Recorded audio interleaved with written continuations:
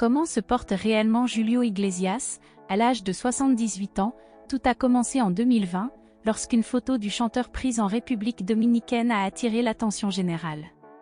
En effet, le monument de la chanson semblait particulièrement affaibli sur ce cliché inquiétant diffusé par les médias de Salvam.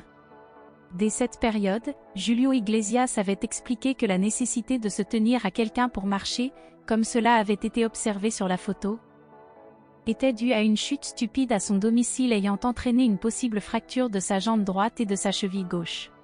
Sur les réseaux sociaux, l'artiste avait également ajouté qu'il avait eu des difficultés considérables pour effectuer ses exercices de récupération, mais avait cherché à se distraire en se plongeant dans ses souvenirs passés.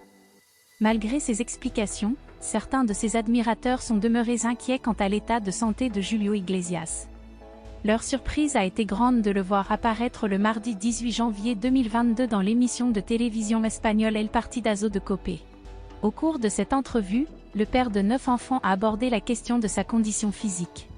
Le chanteur n'a visiblement rien perdu de son sens de l'humour, comme l'a démontré sa récente intervention radiophonique organisée pour le lancement de son prologue du livre « Jusqu'à ce que je n'ai plus de mots ».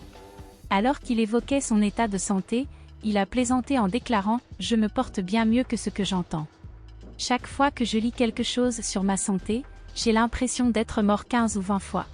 Je ne sais pas comment je fais pour survivre. » Le 13 janvier 2022, souvenir d'un Galicien tombé amoureux de la radio, le dernier album de Julio Iglesias a vu le jour. Pour rassurer davantage ses admirateurs quant à sa santé, l'artiste a envisagé la possibilité de reprendre le chant dans un délai de 3 à 4 mois, si Dieu le veut.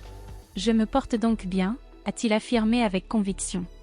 Le rendez-vous est donc pris pour le retour sur scène du célèbre interprète.